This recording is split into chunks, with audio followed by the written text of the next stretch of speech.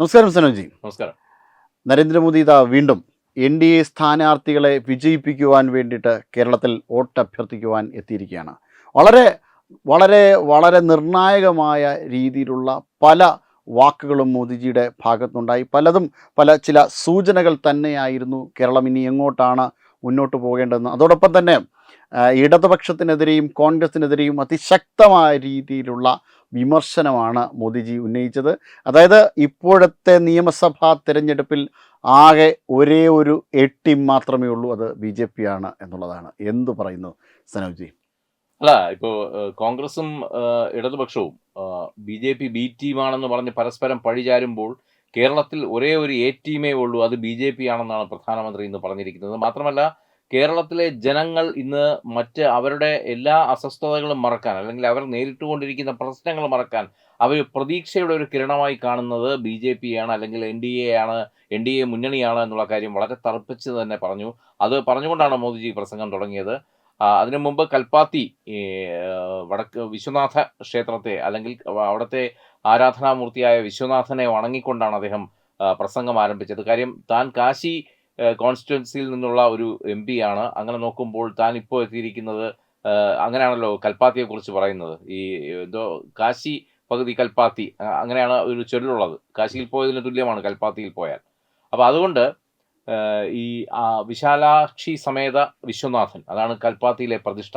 ആ പ്രതിഷ്ഠയെ വണങ്ങിക്കൊണ്ട് സ്മരിച്ചുകൊണ്ടാണ് മോദിജി പ്രസംഗം ആരംഭിച്ചത്. മാത്രമല്ല, എന്തുകൊണ്ട് NDA ഇവിടെ വരണം, NDA കേരളത്തിൽ വരേണ്ട മാറ്റം പറഞ്ഞുകൊണ്ടാണ് അദ്ദേഹം ഇടത് കോൺഗ്രസ് ബന്ധത്തെ കാര്യമായി തന്നെ വളരെ പച്ചയ്ക്ക് തന്നെ അദ്ദേഹം വിമർശിച്ചത്.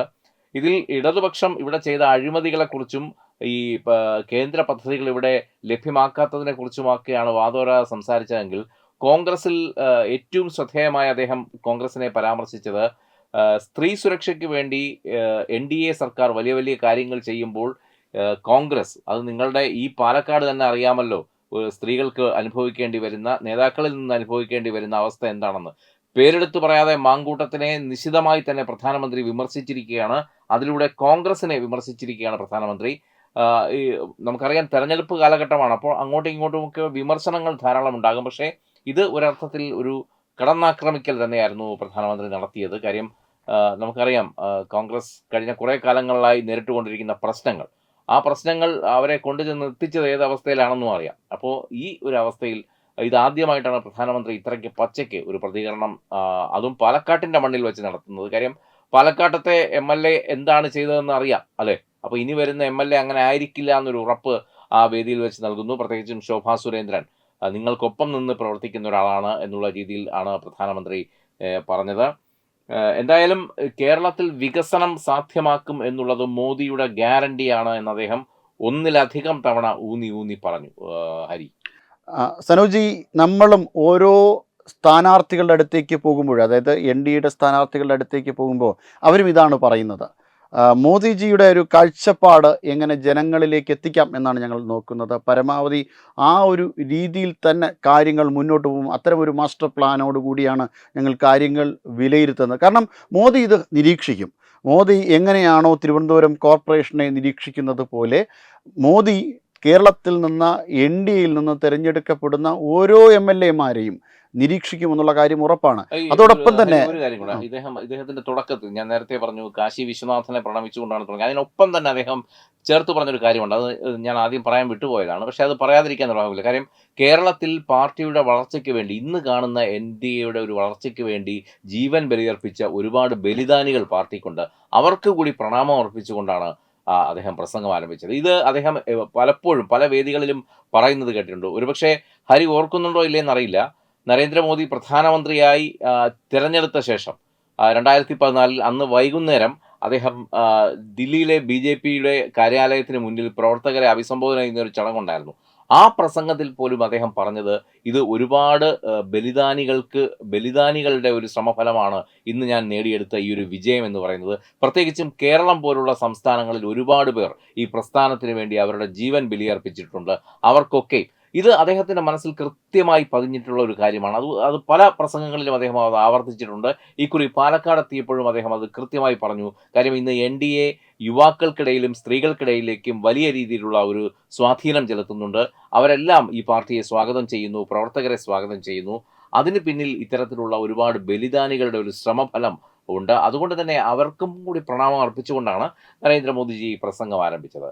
ഹരി, തുടരാം. നേരത്തെ പറഞ്ഞത്. തീർച്ചയായിട്ടും അദ്ദേഹത്തിൻ്റെ ആ ഒരു, അതായത് ബലിദാനികളോടുള്ള മൺമറഞ്ഞു പോയ, അതായത് ഈ പാർട്ടിക്ക് വേണ്ടിയിട്ട്, പ്രസ്ഥാനത്തിന് വേണ്ടിയിട്ട് സ്വജീവിതം അർപ്പിച്ച നിരവധിയായിട്ടുള്ള ആൾക്കാർ, പ്രത്യേകിച്ചും ജയകൃഷ്ണൻ മാസ്റ്റർ പോലുള്ള ആൾക്കാരെ ആർക്കും തന്നെ കേരളത്തിൽ മറക്കുവാൻ സാധിക്കില്ല. അപ്പോൾ അധികാരം നേടുമ്പോൾ നേരത്തെ ഇവർ അധികാരത്തിന്, അതായത് ഇലക്ഷന് മുന്നേ മാത്രം പുഷ്പനെ ഓർമ്മിക്കുന്ന ഇടതുപക്ഷത്തെ പോലെ അല്ല ഭാരതീയ ജനതാ പാർട്ടിയും അതിൻ്റെ നേതാക്കന്മാരും എന്ന് പലതവണ തെളിയിച്ചിട്ടുള്ളതാണ്. കാരണം ബലിദാനികൾ തങ്ങൾക്ക് വേണ്ടിയിട്ടാണ് ജീവൻ ഹോമിച്ചത്. അവരെ എല്ലാ സമയത്തും സ്മരിക്കുന്നവരാണ്, അല്ലെങ്കിൽ അവരുടെ കുടുംബത്തെ സ്മരിക്കുകയും അവരെ സഹായിക്കുവാൻ വേണ്ടിയിട്ട് സന്നദ്ധത പ്രകടിപ്പിക്കുകയും ചെയ്യുന്ന നേതാക്കന്മാരാണ് നരേന്ദ്രമോദി ഉൾപ്പെടെ. അത് കാരണം അത് നേടിയെടുത്തത് രാഷ്ട്രീയ സ്വയം സേവക സംഘത്തിൻ്റെ ആ ഒരു ഊർജത്തിൻ്റെ ഭാഗമാണ്. ആ തരത്തിലുള്ള ഒരു പ്രത്യയശാസ്ത്ര മൂല്യമാണ് അവർ പ്രകടിപ്പിക്കുന്നത്. എന്തായാലും അതോടൊപ്പം തന്നെ ചേർത്ത് പറയേണ്ട ഒരു വസ്തുത, പലപ്പോഴും പല MLA സ്ഥാനാർത്ഥികളുടെയും, ഓരോ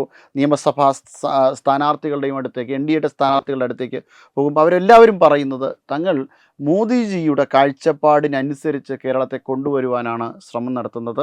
പലപ്പോഴും പല സ്കീമുകളും കേരളത്തിലെ ഇടതുപക്ഷം നടപ്പിൽ വരുത്തുവാൻ വേണ്ടിയിട്ട് ശ്രമം നടത്തുന്നില്ല. പ്രത്യേകിച്ചും പ്രധാനമന്ത്രി ആവാസ് യോജന, അതിന് പ്രധാനമന്ത്രി എന്ന പദം ഇവർക്ക് അലർജി ആയതുകൊണ്ട് ആ സ്കീം കേരളത്തിൽ നടപ്പിലാക്കുവാൻ വേണ്ടിയിട്ടുള്ള ശ്രമം തന്നെ നടത്തുന്നില്ല. അതിനെ ഏതെങ്കിലും തരത്തിൽ മുന്നിലേക്ക് കൊണ്ടുവരുമ്പോൾ അതിനെ എതിർക്കുകയും ചെയ്യുകയാണ്.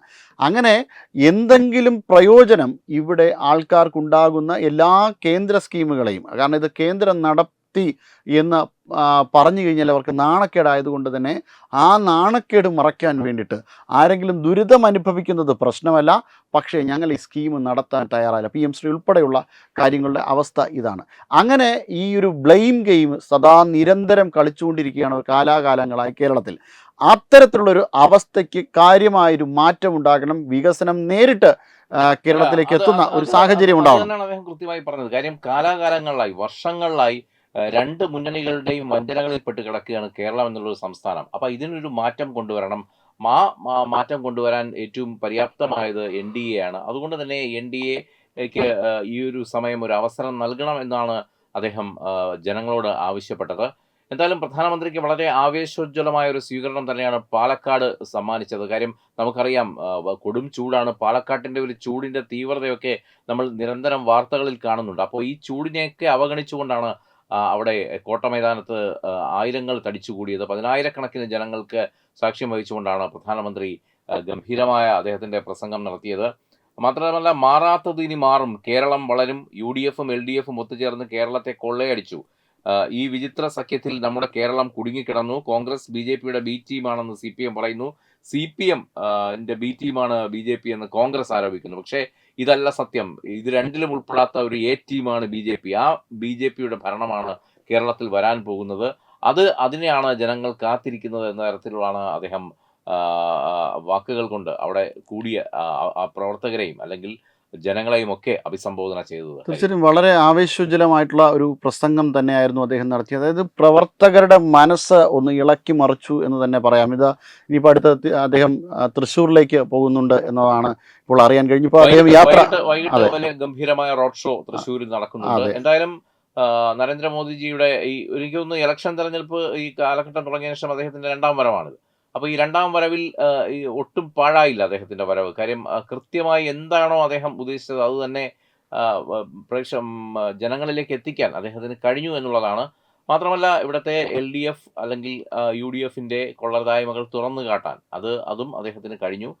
എന്തായാലും വരുന്ന ദിവസങ്ങളിൽ അദ്ദേഹം തിരുവനന്തപുരത്തും അടുത്ത ദിവസങ്ങളിൽ എത്തുമെന്ന് അറിയുന്നു. അദ്ദേഹത്തിൻ്റെ കൂടുതൽ ഷെഡ്യൂളുകൾ ആകുന്നേ ഉള്ളൂ. എന്തായാലും ഈ ഏപ്രിൽ ആദ്യവാരം തന്നെ അദ്ദേഹം വീണ്ടും ഒരിക്കൽ കൂടി കേരളത്തിലേക്ക് വരുന്നതായിട്ടാണ് ഇപ്പോൾ ലഭിക്കുന്ന സൂചനകൾ. നമസ്കാരം. HIV അണുബാധ സന്തോഷപൂർണമായ ഒരു ജീവിതത്തിന് തടസ്സമല്ല. HIV അണുബാധയ്ക്ക് ഫലപ്രദമായ ചികിത്സ ഇന്ന് ലഭ്യമാണ്. ഇതിന് യഥാസമയം അണുബാധ കണ്ടെത്തുന്നതും കാലേക്കൂട്ടി ചികിത്സ നടത്തേണ്ടതും അത്യാവശ്യമാണ്. സൗജന്യമായ ചികിത്സയും മാർഗനിർദ്ദേശങ്ങളും സർക്കാർ ആശുപത്രികളിലെ ART അഥവാ ഉഷസ് കേന്ദ്രങ്ങളിൽ ലഭ്യമാണ്.